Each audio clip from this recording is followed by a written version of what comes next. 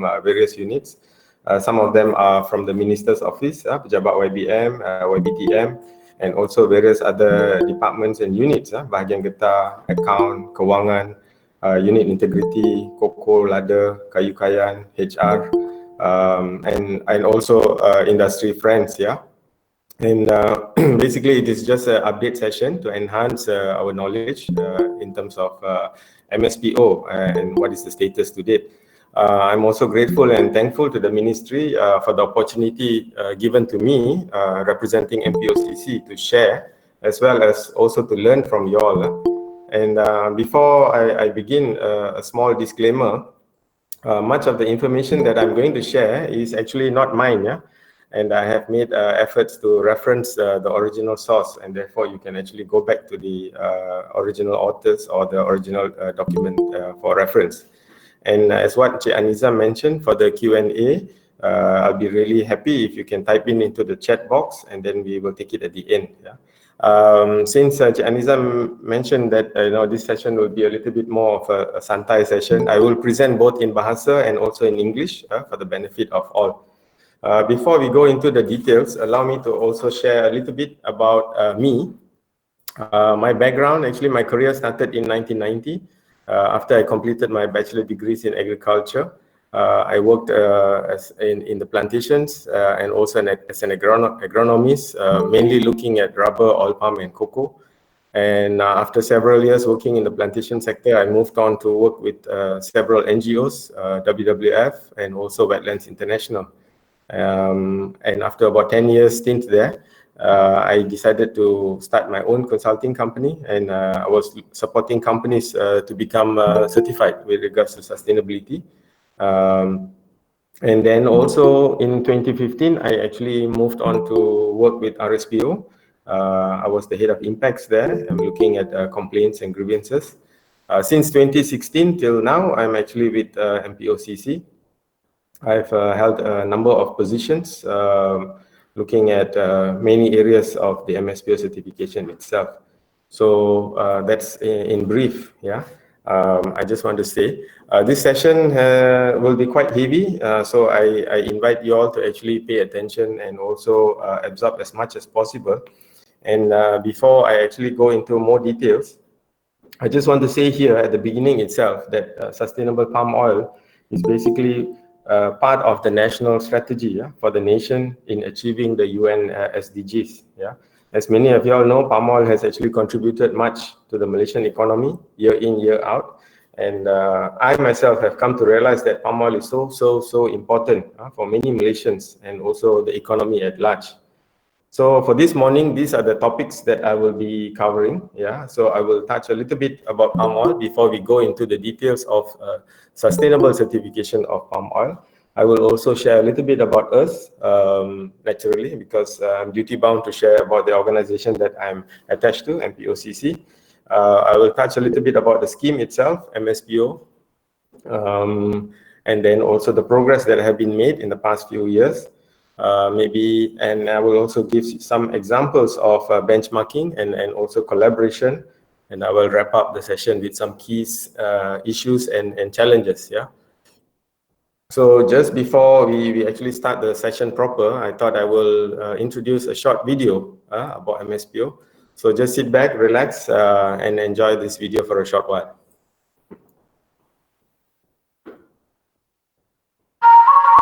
Malaysia is one of the world's foremost producers of palm oil.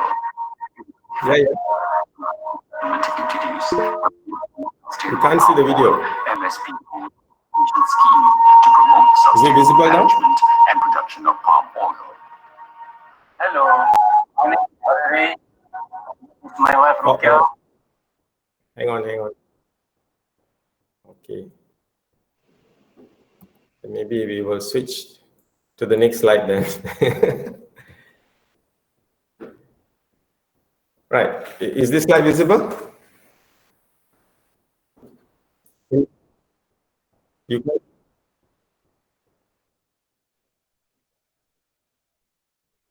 Can you see this slide? No. Can't see the slide also from here. All right, let me try again. This is part of technology, wonders and blunders of technology.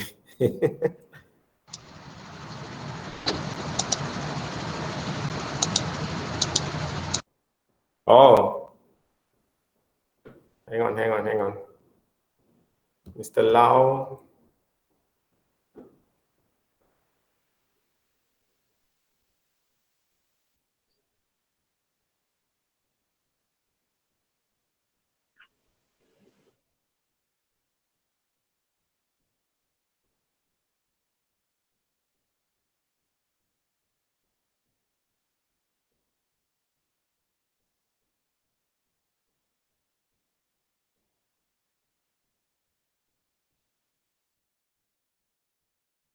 Can you see me and hear me now?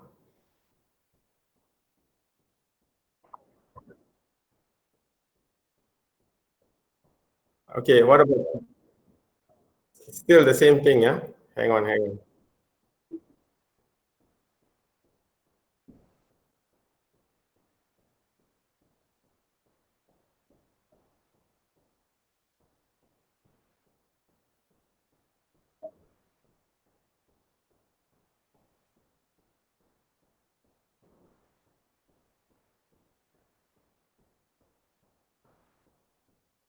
I'm trying again.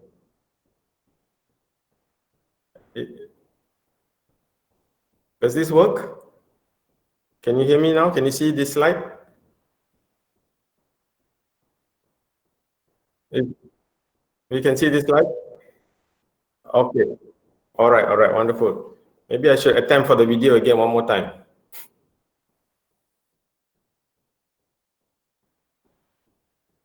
Can you see the video now?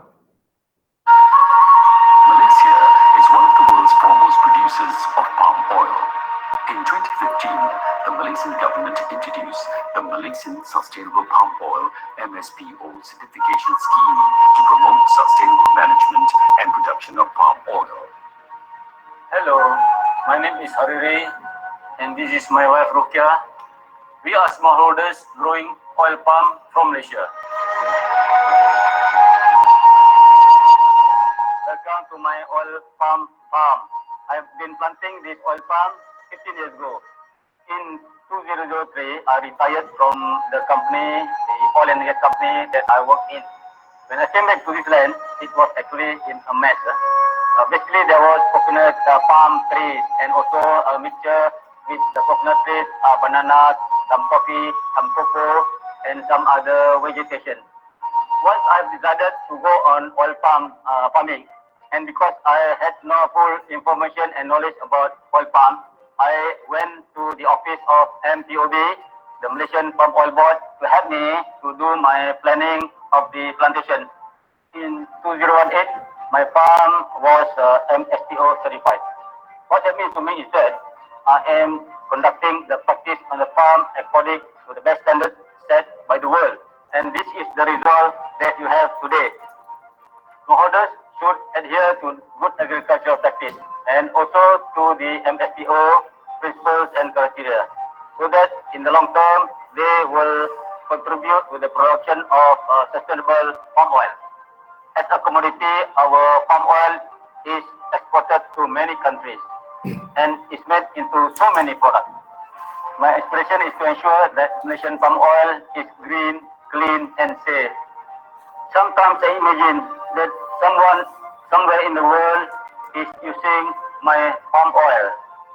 The world can expect every drop of palm oil that comes from Malaysia is sustainable, and that is our commitment to the world. Malaysian smallholders rely heavily on oil palm for their daily living. The income from oil palm has a significant impact on maintaining the socio-economic stability of these smallholders. The growing of oil palm has led to the development much needed in rural areas. Kemajuan kampung ini banyak bergantung daripada industri sawit. Perkembangan di kampung ini mempunyai jalan raya untuk kemudahan orang ramai, klinik untuk pesakit penduduk kampung lah, dan kita mempunyai sekolah untuk belajar untuk anak-anak kita supaya belajar pandai untuk masa akan datang. Saya kagum dengan kemajuan kampung saya ni kalau dibandingkan dengan dahulu. Daripada segi jalan raya, kalau dulu semua jalan raya tanah merah, tapi sekarang semua dah jalan raya primer hitam. Klinik, sekolah semua pun dah ada.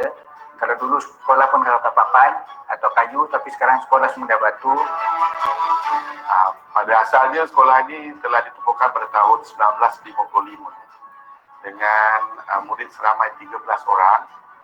Perkembangan semasa dari tahun 1955 hingga ke hari ini menampakkan peningkatan murid-murid yang datang ke sekolah ini daripada keluarga yang mana ekonominya daripada kelapa sawit. Hasil yang saya dapat daripada sawit ini, saya boleh sekolahkan anak ketiga-tiga anak saya. Anak yang pertama dah lepas daripada politeknik, anak yang kedua masih melanjut pelajaran di IPG Kuala Lipis, anak yang ketiga sekolah di SMK di Semarang. Dan apa yang saya lihat, saya perhatikan, ibu bapa yang kebanyakannya dapat membantu.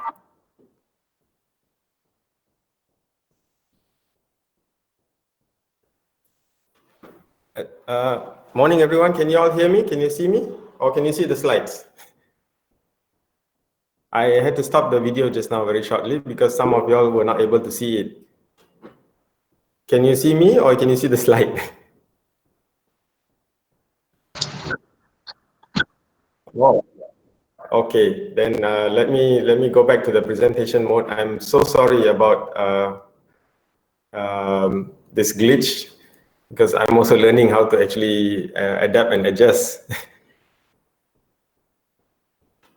How about now? Can you see the slide?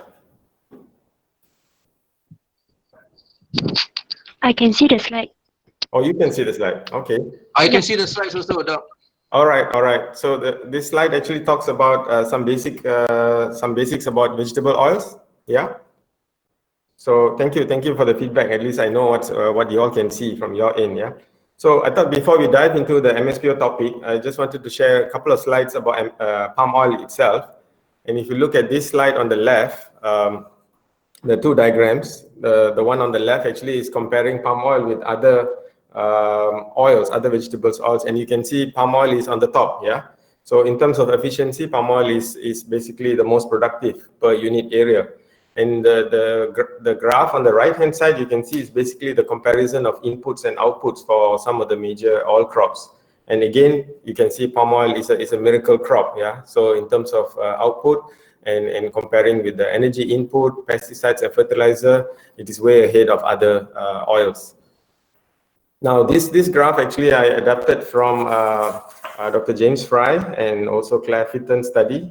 This is quite a dated study, but nevertheless, I think it is important to know the average yields of oil per hectare at the global level for soya in blue, where you can see the arrow, and then for rapeseed in green, and also for palm. It is on the increase, but if you look at the last 20 years or so, from 1990 to 2010, the increase has not been that substantial with regards to palm. So this is also a trend that we are noticing now, the stagnating yields for oil palm, and this actually can be seen as a huge opportunity in various fields, especially in R&D and also sustainability certification, to increase the yields by improving planting materials, using high-yielding materials, especially for smallholders, reduction in crop losses, oil losses, and at the same time looking at sustainability certification.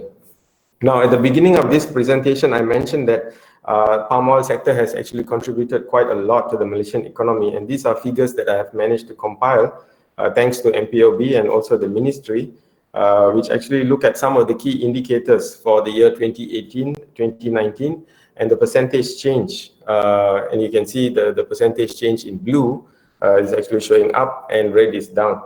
This is natural for many of the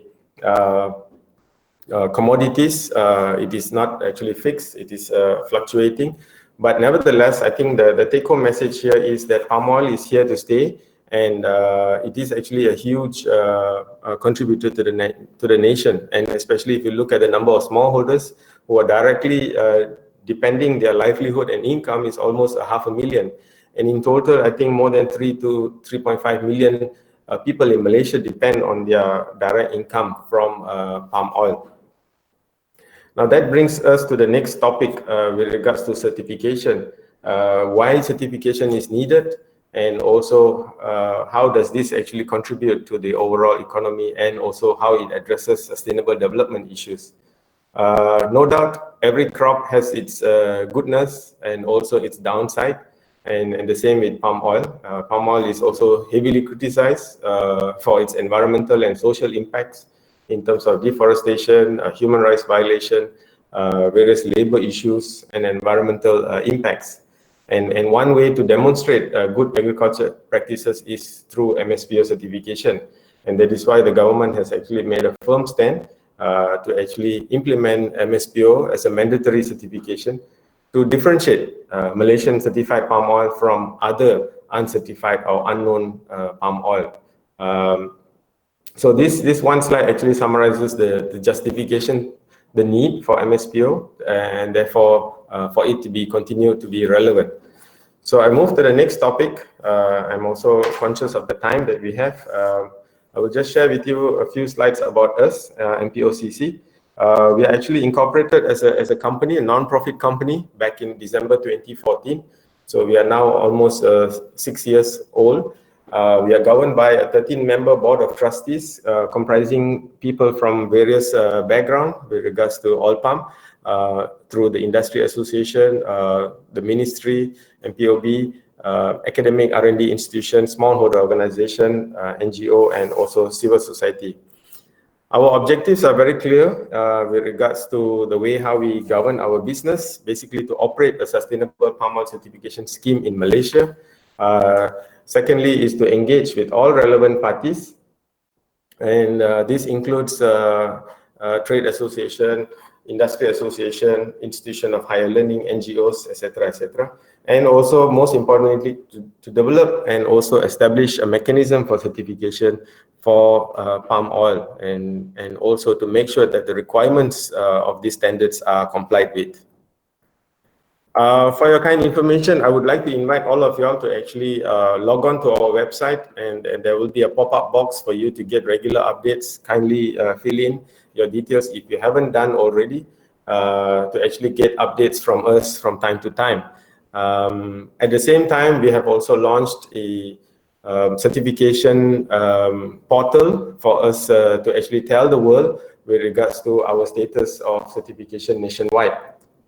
And this information is updated live, and all details with regards to the state breakdown, state-by-state breakdown, the entities, the location, etc. You can actually find it there. Now I go into the next topic with regards to Msbo certification. As I mentioned earlier, Msbo is basically a national agenda. It is a homegrown scheme. I'm also getting messages from people saying that the meeting is full, that they are not able to join in. I think there is a limit in terms of number of people. I'm sorry. I apologize for those who are not able to sign in. And I was just about to say that with regards to Msbo, we want to ensure that no one is left behind with regards to palm oil sustainability. And there is also very strong legislative what shall I say, backing with regards to Msbo implementation nationwide. And with the mandatory implementation of Msbo starting this year, 1st January 2020, Msbo certification is basically integrated as a requirement for the renewable of MPOB license and also new license application. I think for this, the market needs to support the Malaysian efforts in taking a quantum leap on Msbo. And of course, Msbo certification, basically we want to transform the industry, from where they are right now towards becoming relevant, sustainable, and certified, green, and clean. And of course, we support the United Nations concept of leaving no one behind, particularly the smallholders, and because many of the smallholders do not have financial support and also human resources for certification, the government is fully backing Msbo certification in Malaysia. This slide is a little bit crowded, but what I just wanted to share that the UN SDGs, which has the 5 pillars of sustainability, people, planet, prosperity, peace, and partnership, has also relevant elements of Msbo certification already embedded, and therefore we feel that the Msbo certification on its onward journey, actually it is a demonstration for the nation to actually show that we are in support of UN SDG goals. Okay, this slide is basically a one-dimension diagram of how a national scheme is basically implemented. On the top left is MPOCC as a scheme owner or as a governing body. And on the top right is basically the national accreditation body, which is Department of Standards or Standards Malaysia. We work closely with the accreditation body, and to run the scheme using third-party independent audits, we actually carry out a number of things. One of it is basically to actually notify accredited certification bodies. And here you can see that the certification bodies are able to actually carry out certification for oil palm management and also supply chain right at the bottom. One of the things that we have actually emphasized is with regards to peer review process, which is an independent peer review being carried out for all oil palm management certification reports.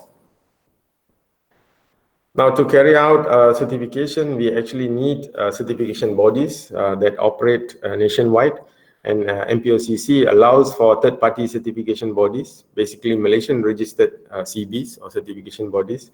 You can get the updates from the link which is shown at the bottom of the slide here. And these are the CBs, yeah, that can actually operate MSPO. And we encourage and we welcome more Malaysian-based certification bodies to come forward. There are a number of CBs who are not listed here. They are in the pipeline to become accredited. And please get in touch with us from time to time if you need more information about the certification bodies. In a very simple way, the auditing and certification process is actually shown in this diagram. It can take anywhere between 3 to 6 months, depending on how the entity is in compliance with the requirements of the standards. So it starts off with application and then followed by a site audit by the CB. And if there is any corrective actions which are raised, there will be certain timeline given for the non-compliances to be closed out. And finally, the certificate is actually issued. This slide is actually available from our website. You can actually download it from the info kit. At the end of this presentation, I will share some of the resources where you can get more details. Yeah. Now, for certification, just like many other certification schemes in the world, I just want you to remember this simple triangle diagram, where on the top is basically the standards. Bottom left is the system, and then accreditation. So this simple triangle actually explains to you how MSPO operates in Malaysia, and all three actually needs to be in synchronized approach. Now this slide is also a bit crowded. I'm sorry, but I just needed to capture the whole what shall I say, value chain of the palm oil in Malaysia, starting from the left where you have the small, medium and large plantations or estates, and also the smallholders which are independent organized. All their crop will eventually end up in the mills, then converting the fresh fruit bunches into CPO and PK, and then it goes down the value chain through refineries, crushers, etc., right down to consumers. So I must say that the MSPO certification basically covers two big areas, as you can see on the top there: oil palm management certification and supply chain certification standard.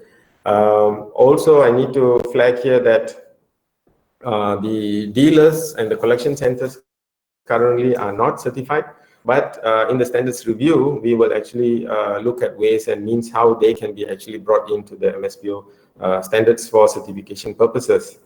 Also, another area that we are also interested to explore is with regards to palm oil biomass standards and certification. Now, in all this, there is also plenty of other operators, such as KPSM, the Koperasi Penanam Sawit Mampan, which is operated with the support of MPOB, and more than 6,000 members, smallholder members, are actually part of this cooperatives nationwide, who are also included in this certification. Now, when we talk about MSBO, as I mentioned earlier in the triangular diagram, first thing that you need is basically the standards. So here you can see that I've divided it into two parts. On the left, which is OPMC, and on the right is SCCS. And the left-hand side, you can see there are a number of standards, which are actually Malaysian standards for sustainable palm oil certification, which is basically a management system certification, which covers smallholders, organized smallholders, independent smallholders, large plantations, and the mill. And then on the right-hand side, which is actually the supply chain certification standard that was developed by MPOCC through a broad stakeholder consultative approach. Now, these standards are now being subject to review, and we'll share a little bit more details a little later. This is part and parcel of a scheme where standards are continuously improved and reviewed from time to time. Now, the elements of the MSPO standards are actually broadly covering 7 principles currently, and these principles, in my personal opinion, actually define sustainable palm oil production in Malaysia. And they cover commitment, transparency, legal requirements, social responsibility, the environment, biodiversity, best practices, and also development of new plantings. I will touch a little bit about the government's new policies with regards to new plantings in a slide later on. Now, when you talk about supply chain certification, we have 8 requirements, and the details are actually available in this document. Basically, it's management system, and also for traceability purposes, this standard was actually launched to complete the value chain for certification in Malaysia.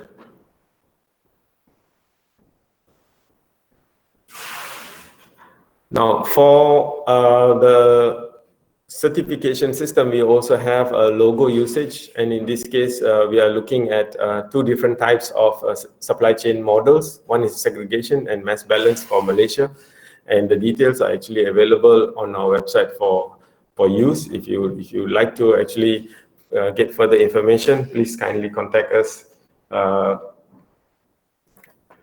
At this point, may I ask if anyone has any questions or any clarification on this before I jump to the next topic?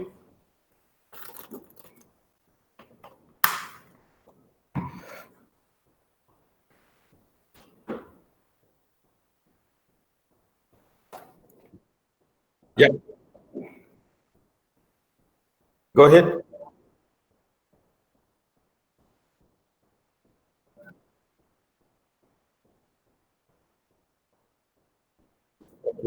Okay.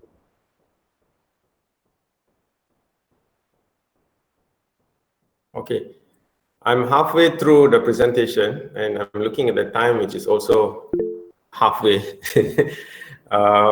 So I thought maybe I'll just take a break, take a pause a little bit. Were you all able to follow my presentation, and my voice is clear? If you can just give me a thumbs up, and you can also see the slides clearly. Okay, thank you so much. Really appreciate that.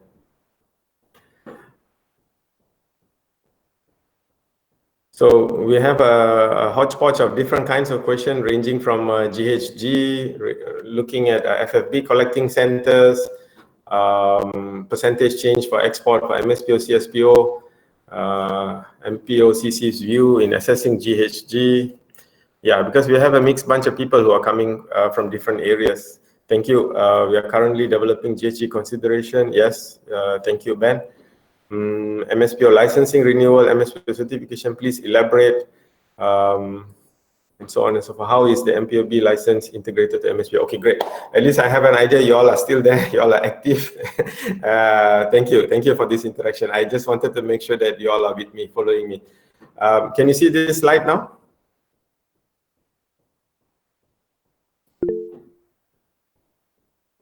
Can you see this slide, please? I just wanted to get an answer. Yep, can see. Okay, thank you. So I just wanted to share a little bit about the progress that has been made thus far. Yeah. If you look at this diagram, it's actually showing major milestones. Yeah. Since the launch of the standard back in 2013, and as I mentioned, only in 2014, the year after, MPOCC was registered, and officially MPOCC came into operation in 2016. But in 2015, the ministry actually made an announcement that voluntary implementation will take place. Yeah. 2017 was also quite a busy year, and as you can see that that was the year where the government actually made an announcement that MSPO will be actually implemented on a mandatory basis. And also we convened the technical working committee through a broad stakeholder consultative approach, covering all, what shall I say, relevant stakeholders in Malaysia to come together to actually look at standards developments and standards review. 2018, we actually rolled out the Mspo Incentives. We have a specific page on our website to cover Mspo Incentives, to actually receive, process, and also approve incentives to actually spur the uptake of MSPO. This is another great initiative that the government has actually come forward to spur the uptake of Msbl Certification. At the same time, with the help of MPOB, the Tokyo Olympics actually committee, yeah, the Olympics, which was supposed to be scheduled this year, which is now actually moved to next year. They actually have sustainable sourcing guidelines, yeah, and in that MSPO was actually considered recognized, yeah, as one of the certified sustainable palm oil for the use during the games, yeah. And also in 2018 we launched our supply chain standard, and also we started the process for standards review, which normally takes about 1 to 1.5 years. 2019, last year, we actually embarked on a number of initiatives, collaboration with the China Green Food Development Center, which I will share a little bit more in detail later on. And then also the drum up and the run up to make MSPO scheme as mandatory. Towards end 2019, the MSPO Trace, basically, which is actually a certification, traceability, and also transparency tool, was launched towards end of 2019. And of course, this year, full implementation of MSPO is actually done with the support of MPOB, as I mentioned earlier. And at the same time, of course, we wanted to promote the uptake of MSPO both nationally and also internationally. And fortunately or unfortunately, with the COVID, we have to actually re-strategize our approach for 2020 and beyond. So just to share with you the achievements over the past many years, we have actually received quite a lot of good support from the industry members. And this histogram actually shows on a year-to-year basis with regards to MSPO certified areas. And this actually is accumulative. Yeah? It includes smallholders and estates. And you can see that the growth has been almost doubling every year. And as of last month, a few days ago, we have close to about 4.5 million hectares certified nationwide. Together with that, we have also got good support from the palm oil mills. There are 450 over mills nationwide, which are basically the key for the production of crude palm oil or certified sustainable palm oil. It has also shown an increase. And as of end of last month, we have more than 390 mills that are already certified. So these are actually just a snapshot of more details that will be coming your way. Now, this is another huge effort by the Malaysian government, and I think we must congratulate and also appreciate the government to actually take steps to actually look at the entire value chain for traceability and also transparency for the palm oil sector in Malaysia, which covers from the seed production right up to in manufacturers and point of export. So with regards to MSPO, we have actually developed the MSPO trace, which is actually one of the modules that will be integrated in the overall e-trace that is going to be developed by MPOB. Just a snapshot of what actually it comprises. The MSPO trace, basically it covers a number of things, data with regards to the audit reports, and of course there are certain issues with regards to the quality of the reports, which we will be actually addressing from time to time with regards to improvement. And at the same time, geolocation features, so this is another thing that we have embedded. Traceability, as I mentioned, and also we will merge with the MPOB e-trace. Over and above that, we have also added other modules with regards to complaints, monitoring of the ACBs, and also looking at logo application from time to time. Another new areas that we are actually looking at is the simple verification scheme. Currently, we are working with some Japanese stakeholders, and this is under development. For your information, this groundbreaking innovation actually supports transparency, traceability, sustainability, legality, and accountability. So for accurate MSPO data, starting November last year, it is all available live and is free for download, and it is a near real-time database for everyone to see. And this is also in the spirit of transparency for Malaysia. This is just a screenshot of the MSPO trace, the landing page itself, and you can see there are a number of other areas that we will be constantly improving and developing.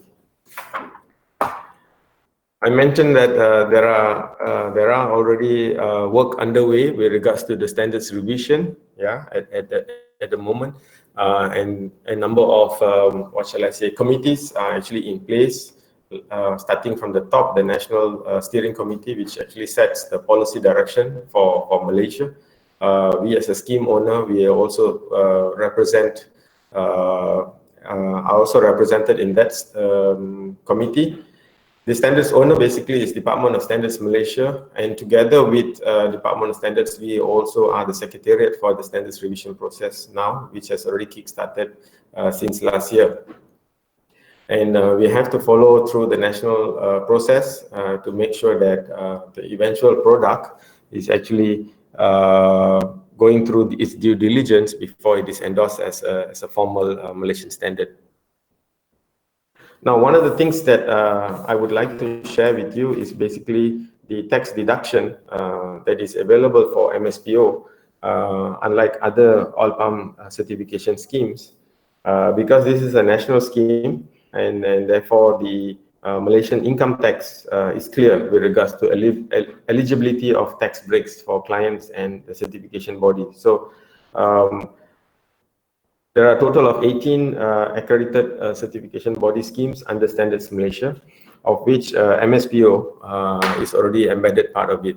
So these details, you can actually get it from our website and also from Department of Standards with regards to tax deduction.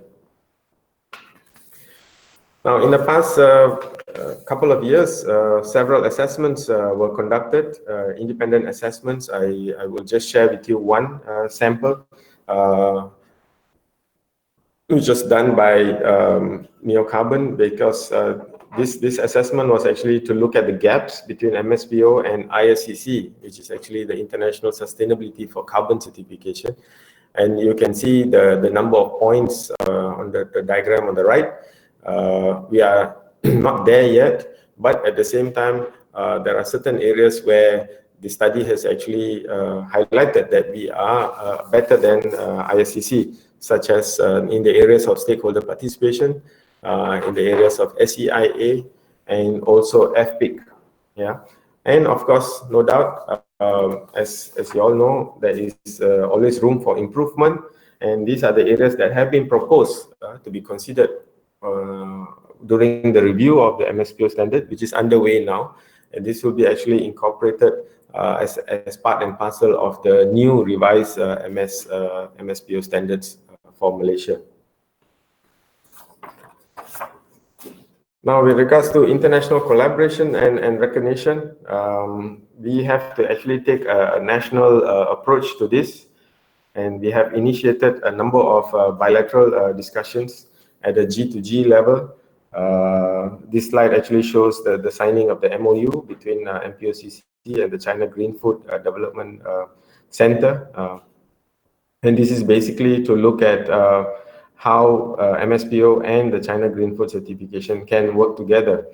Right now, we have already completed the MOU, and we are actually looking at the pilot study for interested entities to sign up and to actually have a combined checklist for both the schemes.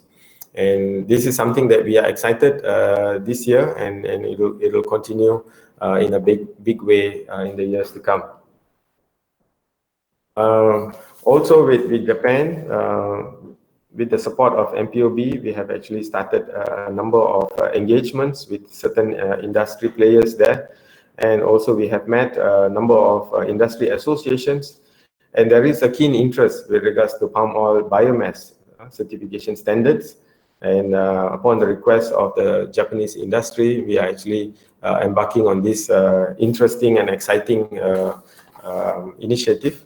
And as you can see on the bottom left, according to the Japanese Environment, Trade and Industry Ministry, the renewable energy industry in Japan is worth several trillion yen, yeah, because as you know, the Fukushima power plant incident has actually created a huge impact with regards to energy consumption in Japan, and they are actually moving towards renewable energy options. And MSPO actually is a way forward. Sorry, I was just taking a drink. Just need to dry. My throat is getting dry. So with regards to international corruption, I continue with a few more slides. I mentioned earlier that Msbl Certification was adapted as a tool, as a sustainable sourcing code for palm oil for the Tokyo 2020 and Paralympic Games. Yeah, but now it is now delayed to next year, as you all know, because of the COVID-19. But nevertheless, we will continue, and also we have actually carried out certain initiatives to look at the simple verification system, as I mentioned just now, which is actually an extension of the MSPO trace for certain key markets. With the Dutch, also again with the MPOB support and also certain industry initiatives, there are a number of efforts actually being put in place to actually look at sustainable and climate smart palm oil production, specifically for smallholder support. Again, this is another interesting initiative which actually was spearheaded last year, and we hope to continue this year with more activities on the ground. Now, for a scheme to be actually implemented and also fully embraced, there are a number of enabling measures, yeah, that needs to be in place. And of course, I must acknowledge MPOB in this instance that they have actually taken into account the interests of smallholders, yeah, and also with regards to legality requirements, the legal action that will be taken which includes non-renewal of MPOB license for all palm growers that are not Msbl certified commencing 1st January, and this has already been publicized at the national level, and also while the carrot and stick approach is now coming into place, the government has also put aside certain amount of funds for support of Msbl certification, specifically for smallholders, for training, for latihan, and then also penyediaan PPE, peralatan perlindungan, and also various other efforts that are needed for smallholders to come on board. This is actually a huge task at the national level, and it is impossible for just one entity or one, what shall I say, organization to actually spearhead this operation. It requires the spirit of cooperation and collaboration from all players, to actually implement this in a sustainable and a long-term manner. I also must say that in 2019, a positive set of new policies towards sustainable development of oil palm sector was spearheaded by the ministry then. And these policies will continue to be in place, yeah, basically to cap the national oil palm planted area, looking at stricter conditions for peatland development with regards to oil palm, and also banning the conversion of permanent forest reserves or hutan simpang kekal to oil palm or even other agriculture crops. And in the spirit of transparency, which I emphasized a number of times, is basically making the maps of oil palm planted areas available for public access. So these are also all positive, what shall I say, developments on the Malaysian front to actually tell the world that we are here, we are relevant, we would like to do this in a forward-thinking approach, and we look forward to more collaboration from all players. Now, as I said, that for all schemes to operate, we need relevant stakeholders, and I would like to take a few minutes to actually acknowledge and thank all the stakeholders who are involved in one way or the other for MSPO in the past years. And I feel that MSPO is basically the binding factor, yeah, that brings everyone together, just like a glue, like elephant glue. It is basically a common binding factor as seen as a catalyst for change and transformation of the oil palm sector. And of course, you and I know a multi-stakeholder consultative approach is not easy. We need to balance the views and the demands of sometimes very diverging points of views of all sectors, the private sector, the smallholders, the government, the NGOs. It is not easy, but we will still do it anyway. And as you know, many consumers are not aware that they use palm oil. Yeah, and MSPO is a place to start for us to be aware that we actually have palm oil. It is sustainable. There are certain standards in place, and no standards are perfect. You know, it is always subject to continual improvement, and it is not cast in stone, as I mentioned earlier. Now, I would like to touch on a few key issues and challenges that the Msbo certification has been confronted with. One of the major challenges, and I believe this is also a work in progress, is basically implementation of MSPO for independent smallholders, yeah, and also the SMEs, which are below 500 hectares. Many of them do not have sufficient manpower, yeah, in terms of technical, in terms of knowledge, yeah, and they are scattered all over the country, yeah. They also have a low level of education and awareness in terms of understanding. There's a lot of hand-holding that is actually needed. At the same time, they also need some financial support, and that is why certification costs will be seen as a burden if the government actually does not support. And that is why I think Malaysian government has actually put in place the relevant incentives, the relevant what shall I say, the human resource allocation for smallholder certification. This is I think it's a huge quantum leap for Malaysia. And I think this will become a domino effect for many other countries all over the world to actually follow suit with regards to smallholder certification, to learn from the lessons that we have actually gone through. And also, I feel we will become, what shall I say, the catalyst for other national standards in this region, whether it's Thailand or Philippines. Yeah, and we are also getting some requests from some of these industry players from different countries to actually put in place their own national standards. Of course, I cannot avoid but talk about a little bit on COVID, because this is the current, what shall I say, challenge that is being faced. And therefore, we as a scheme owner, we also had to actually respond to this. And in March, we actually announced through a circular on our website that the postponement of audits is actually allowed. And subsequent to that, we also put up certain updates in April. with regards to the conduct of remote audits, and at the same time for ensuring that the field audits will be followed suit once the pandemic is actually removed. And all this information is actually available on our website, so please feel free to come to our website regularly to actually get relevant information.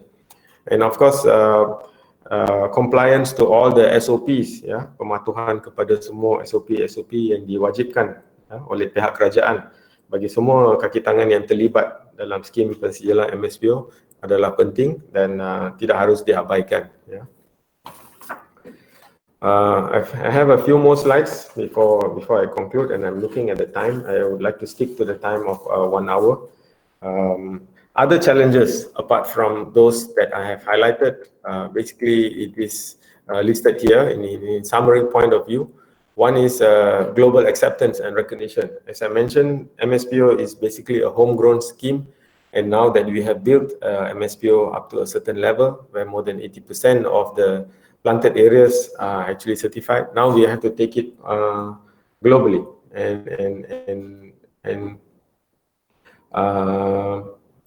so that is another challenge now we will be facing from now onwards to actually promote and also gain acceptance from the global market. And also this is something to do with consumers, yeah, the public at large, their awareness, their demand, and their public outcry with regards to sustainability, and also specifically for sustainable palm oil. Nevertheless, year in, year out, the costs incurred by industry players is always on the rise, and of course, certification is also seen as an additional cost. But I would like to invite players not to see this as an increase in cost, but actually as an investment which will have a payoff in the long run. Yeah. And similar to other commodities, price fluctuation is something that we are not able to actually, be in control because this is determined in the market, and it's a free market. The forces are different. One new area that we will be actually exploring is looking at biomass. Yeah. So currently, there is no biomass certification within the scope of MSBO, and that is another new area because of increased demands with regards to biomass certification. And of course, our continued role with regards to mandatory certification, we will not be able to manage all by ourselves. We are actually beginning to talk to many other inspection and enforcement agencies in Malaysia to further strengthen the mandatory certification nationwide. So this will be my second last slide, yeah, with regards to today's presentation. As I mentioned just now, MSBO is a national sustainability certification for the oil palm industry, which covers best practices, traceability, legality, and all of these areas are actually embedded in the MSBO certification. I mentioned also that our standards are now being reviewed through an open, transparent, multi-stakeholder process.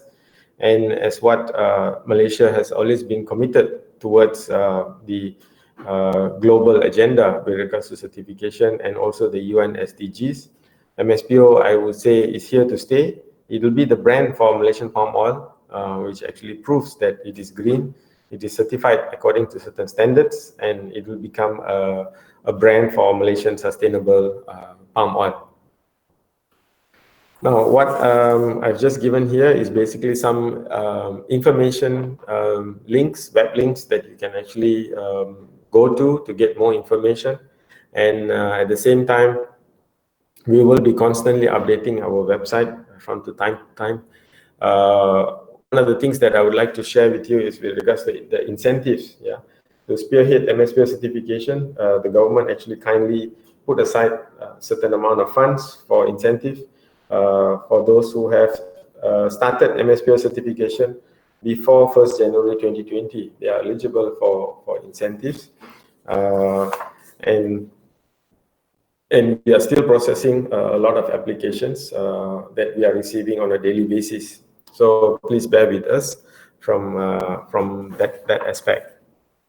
So with that, I would like to thank the organizers and also the participants who are here today, I would also encourage everyone to actually come on board to actually play a more active role in Malaysian Sustainable Palm Oil Certification. With that, thank you. I hand over back to Cik Anizam from the Ministry.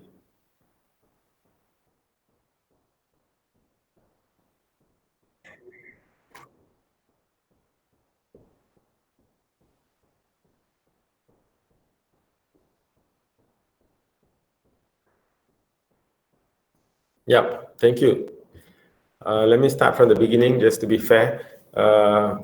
This session will end at 11 o'clock, am I right? Okay. Thank you.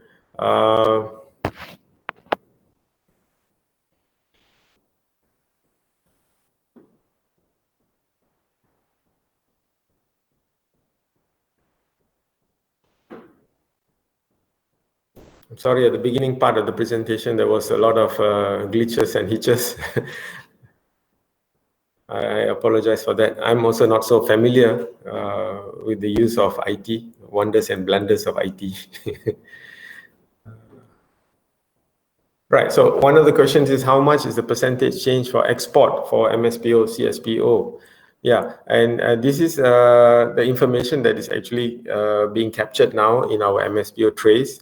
I'm not able to give you offhand the actual figure, but I feel the volumes actually right now will be unfair for me to just give you off the cuff, but allow me to take some time to actually review the information before I share. Some people ask for the slide presentation. I suppose that will be made available. How to reduce GHG when the scheme allows planting on peat? Does it cover FFB collection center? Yes, currently the scheme, the standard actually allows for planting on peat, and at the same time, one of the additional conditions that have been put in place is to look at the best management practices for planting on peat that is published by MPOB. No doubt, peat is a contentious area with regards to greenhouse gas emissions, and we are fully aware of this, and that is why in the technical working committee and at the same time the working group, we have actually made sure that the relevant experts are in place to revise the criteria and indicators with regards to greenhouse gas assessments and also reduction in the revised standards. So I assure you that this will be further looked at with regards to the review of the MSPO standards. Yeah.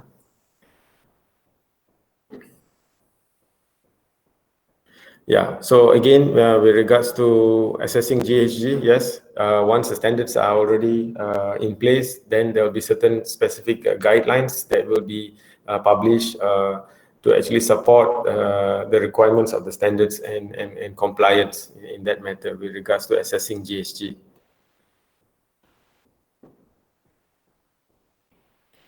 When will the MS going to be revised? It is undergoing a revision right now.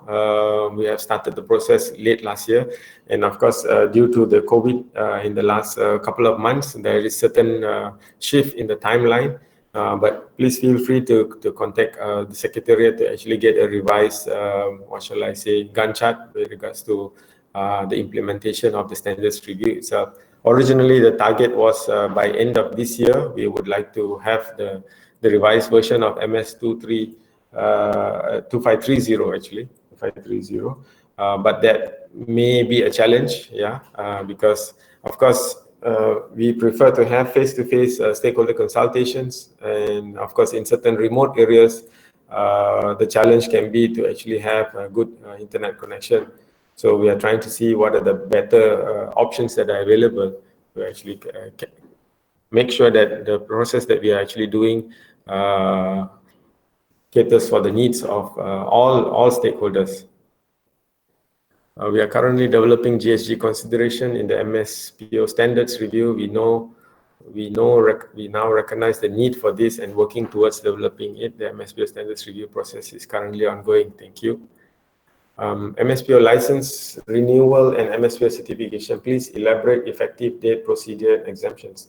MSPO is a certification, it's not a license. Yeah, so the certificate that is issued is actually basically valid for 5 years with an annual surveillance audit being conducted.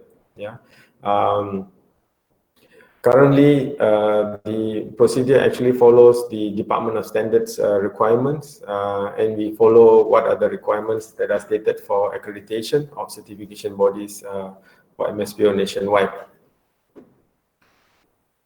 As in the previous question, how is the MPOB license integrated to MSPO? Yeah, so MPOB license renewal will require the, what shall I say, the show of MSPO certificate. Yeah, so because the MPOB license is a legal regulatory requirement on an annual basis. Yeah, so for that license to be renewed every year, you need to have a valid MSPO certificate. Yeah, so if you do not have, then the license will not be renewed. And in this instance, the requirements under the law will actually come in place. Yeah, and that will actually mean the MPOB enforcement will actually kick in with regards to maybe reminders or warning or even compound.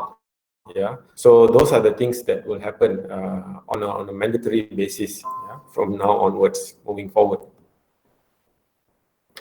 What are the difference between Rspo and MSPO? Wow, that's a big question. I don't know whether I am the right person to actually address this, but nevertheless, both schemes are designed to actually improve agriculture practices from the palm oil sector. Can you all hear me? Is it clear? Yeah, okay, thank you. So I'm just rolling on with the questions that are posted here. So yeah, so both schemes are present in Malaysia together with ISCC with regards to sustainable certification for palm oil. One is global, the other is local and national. One is voluntary, the other is mandatory. So both schemes have its peculiarities and similarities, put it that way. Please contact us for further details on this matter.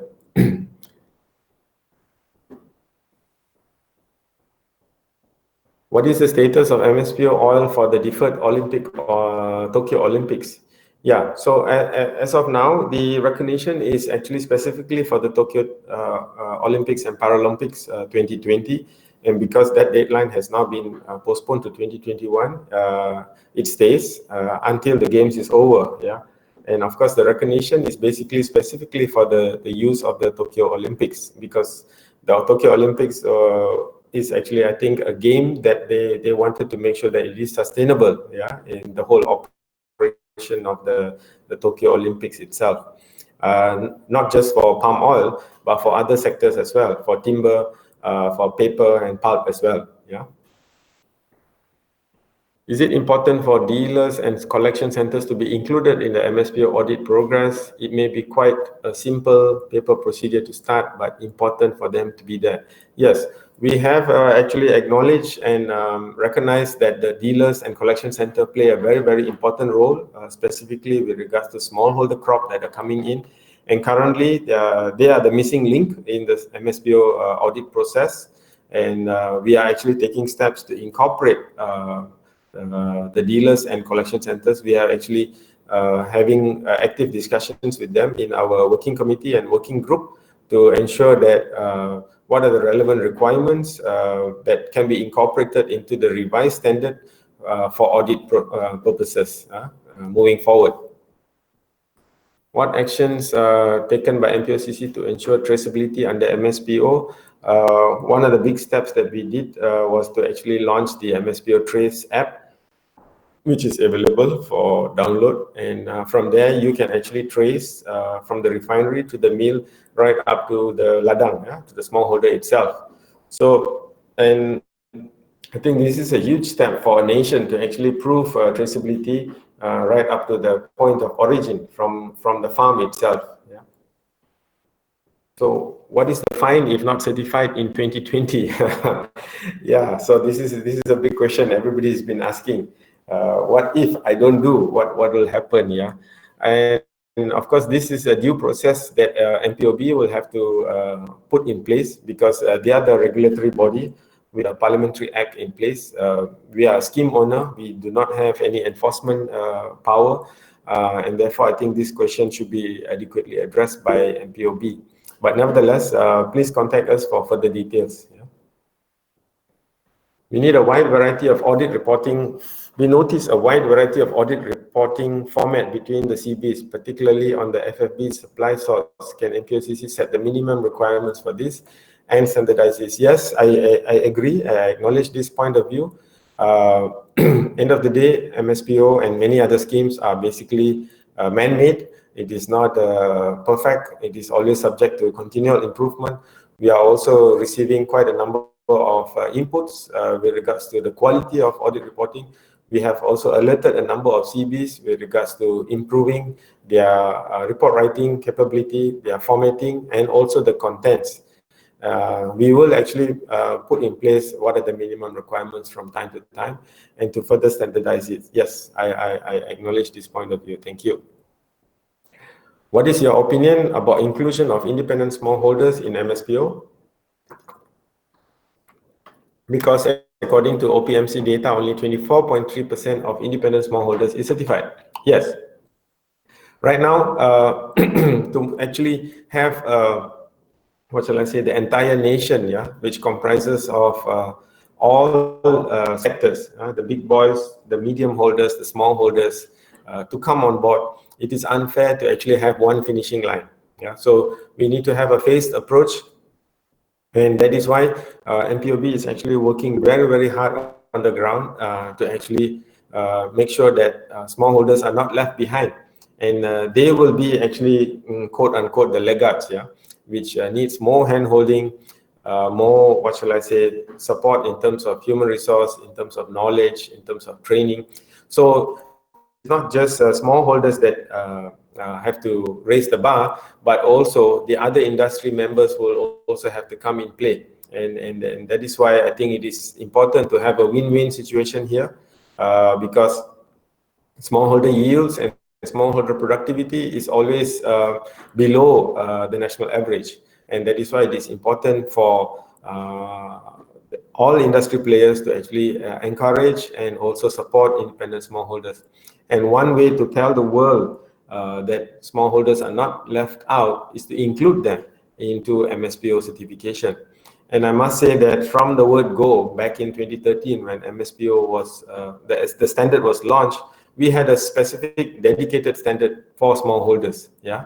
And I think that is something that we need to give a pat on the back of all those industry players, MPOB, Kementerian, etc., who actually come together to actually develop a standard for smallholders specifically.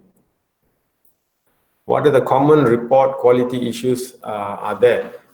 It ranges, yeah, basically with regards to the what shall I say, the command of language itself. Secondly, with regards to technical details, sometimes accuracy, sometimes auditors tend to gloss over things, and also what is now I feel important is to actually strengthen the process through the what shall I say, the internal review panel of the certification body, yeah, to actually review the audit report as a first cut, and then the second cut is through the peer review process itself before it is actually published. Yeah, so no doubt we can have certain measures in place, but this is a check and balance that is subject to continuous improvement.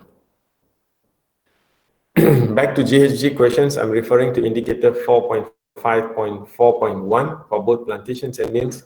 What is MPOCC's current stand? Is MSPO just copying ISCC or Rspo in terms of assessment? Well, the indicator is there as of now under the MS 2530, which was published in 2013. No doubt, certain indicators are clearly spelled out, and certain indicators are, what shall I say, quote unquote compromised, yeah, because we are actually looking at a broad stakeholder requirement, yeah. So and these areas which have been highlighted, you are right, actually through the stakeholder consultation, through the working committees, there are certain people who are experts in these areas who have come on board to volunteer their time to actually further strengthen the standard. So allow me to say that this is part of our continual improvement. Things can only get better, and we are on the road towards continuous improvement. So Msbo Trace can report the amount of material purchased, sold, and claimed by certificate holder. Currently, this is something that we have deliberated about, but we are not able to actually publicize it because this is something between willing buyer, willing seller, a business operation, and therefore we will refrain from actually putting up this information with regards to sales and purchase. What is the status of the documentation of workers and withholding of identification documents? Yeah, so as you know, in the palm oil sector, several 100,000 workers are actually employed nationwide. We emphasize on legality requirement, so all workers must actually have the relevant documentation with regards to what shall I say, working in the plantation, working in the mills. And if there is certain non-compliances, as you mentioned, with regards to withholding of identification documents, please kindly contact us with relevant information, and also lodge a complaint officially on our complaints portal, giving information, solid information, so that we can actually take action on this matter. And we view this with a lot of concern, and also it is a serious matter. For contractor, supplying workers for field work, should they be considered in part of the certification? Within the Msbo standards, there are certain requirements for outsourced activities, and this includes contractors. Still biodiversity, not HCV. This is another aspect that we are, what shall I say, work in progress, because this is a national, what shall I say, perspective that we have to take into consideration, and not just, what shall I say, blanket spray with one approach. And we have actually consulted the relevant experts from the various ministry and the various agencies with regards to whether it should be high conservation value or high biodiversity value. Nevertheless, I think this is a decision that will be made through a consultative approach, and not unilaterally just by MPOCC. Is MPOCC going to register consultants for social biodiversity or environment? As I am seeing copy-paste reports, Tokyo Olympics, what is the quantity estimated to be MSPO? Thank you, Mr. James. There are a lot of interesting points here. You're right. At the early days, we actually put up a list of consultants who are out there, who are able to support the operators, the farmers, the entities to become Msbl certified. But again, we had to remove that because there was some abuse, yeah, with regards to endorsement or even registration. So we do not register consultants. I have to emphasize that. Tokyo Olympics, what is the quantity estimated to be MSPO? This is again, what shall I say, a postulation kind of a question. I won't be able to give you a clear answer for that.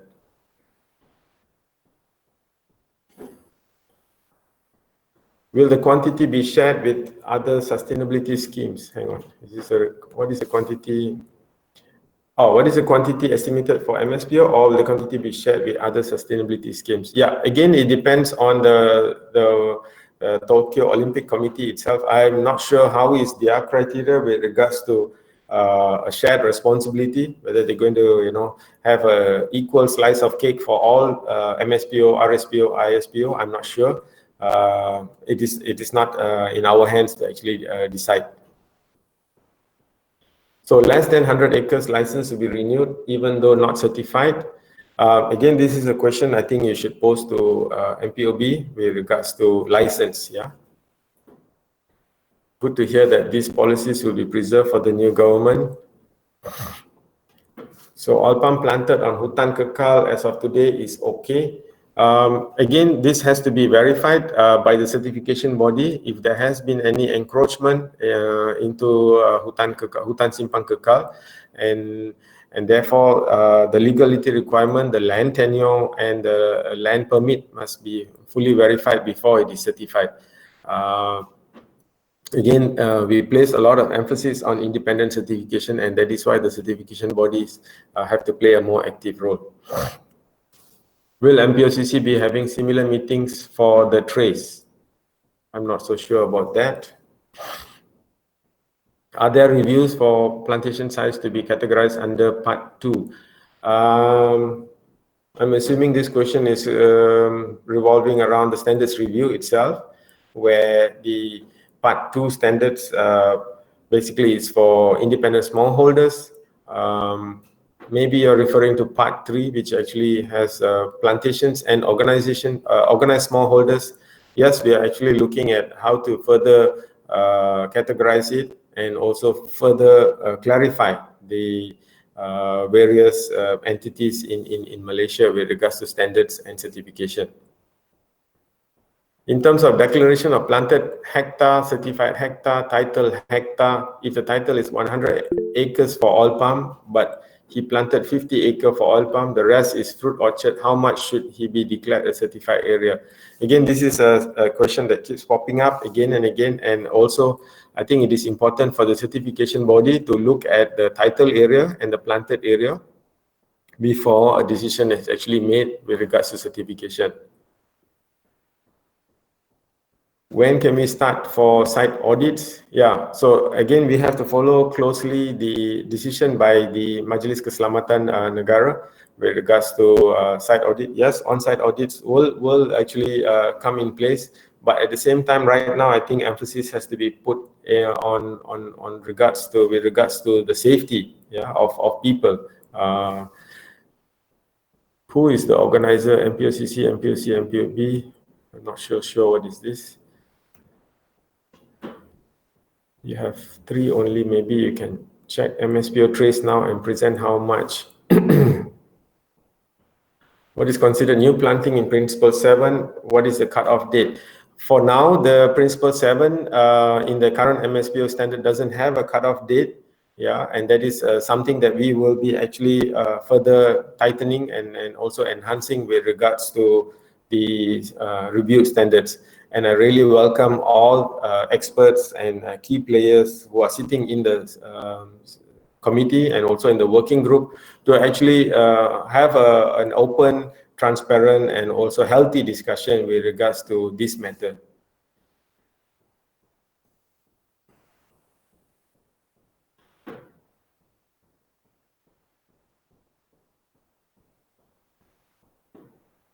Any new SOPs introduced on surveys? I'm not sure what is surveys.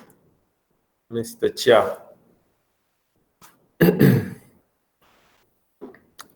Sorry, continue from above. Audit or post MCO. Yeah.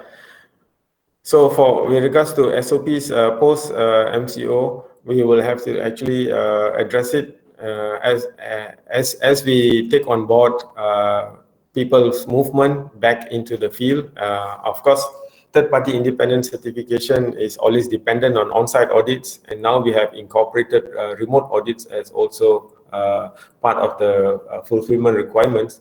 But nevertheless, there are certain weaknesses in remote audits. I must confess, as much as we would like to continue with the on-site audits, we will take it as it comes. Yeah. Can you tell us about MSPO MPI efforts in getting more international bodies, countries to recognize MSPO? Yes, thank you. This is ongoing work in progress through the ministry on a G2G approach, where we will continue our engagement with all international, what shall I say, organizations abroad, and also at a country-to-country level to actually accept and also endorse MSPO. Number of people have asked about the recording. Dr. Sanat, do MPOCC plan to regulate the consultants? Unfortunately, within our mandate, we are not able to regulate consultants. Our scope is very clear with regards to sustainability certification. To develop and operate a credible certification scheme in Malaysia is our mandate, and therefore we will not be able to regulate consultants. Develop adoption of remote audits for future procedures as in make the remote audits more robust. Yes, thank you very much. That last point with regards to remote audits, I fully agree.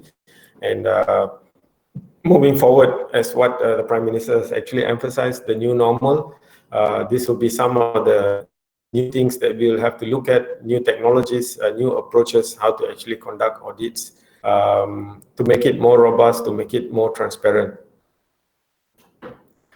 Yes, that's all. I think that's the end of the list of questions that I can see. I hope I have adequately answered.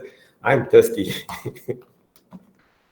Yeah, thank you very much, Dr. Sanat. Very useful, very good presentation and interaction. This is Chiu, CEO MPOCC. Okay, Yeah, as thank you. regards the question on the remote audits and field audits, we have actually issued circulars on our website and posted and sent to all the certification bodies, allowing remote audits, but also postponement of field audits, not excluding field audits as mentioned. Field audits are an important component of the oil palm plantation management certification. The postponement from 3 to 6 months. But we will be updating the MPOC guidance soon, pending further announcements by the government. So that is the status as I can report to everyone. So thank you very much, everyone, for your active participation. Yeah, thank you, Mr. Chiu, for that clarification and also additional information. I truly appreciate that. And I also would like to acknowledge all those who have been on this call to actually continue engaging with MPOCC, MPOB, and the ministry with regards to regular updates, because this is not something stagnant. This is a continuous evolving process, and from time to time, please do check in with us to actually get any updates on what are the new developments, what are the new initiatives that we have in plan.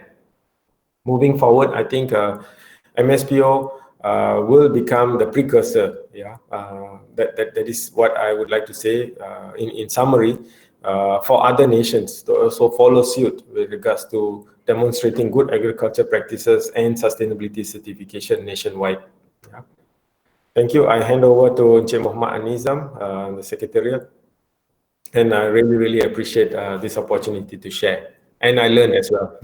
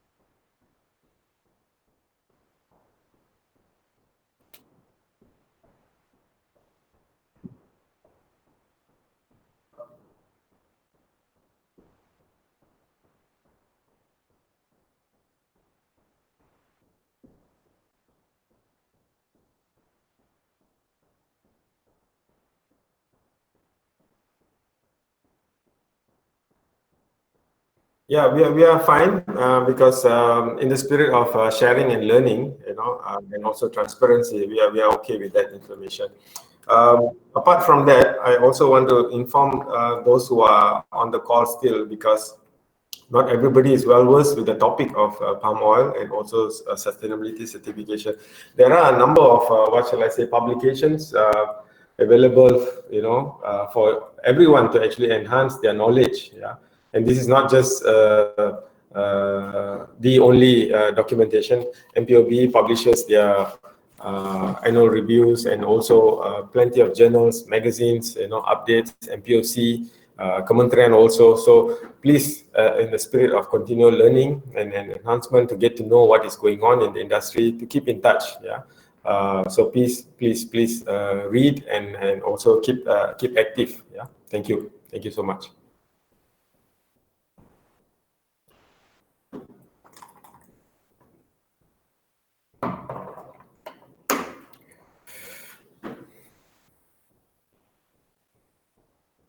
Over to you, Cik Anizam. You're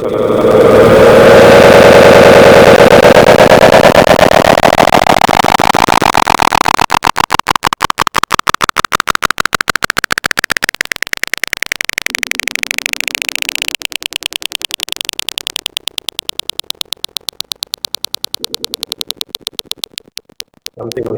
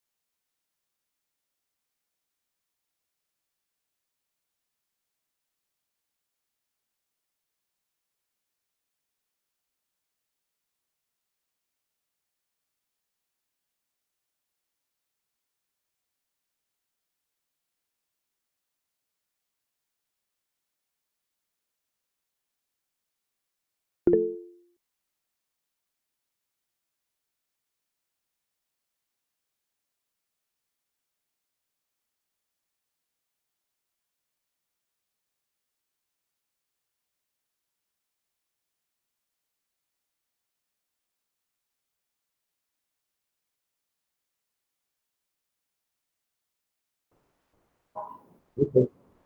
All right. Till we meet again. Bye bye.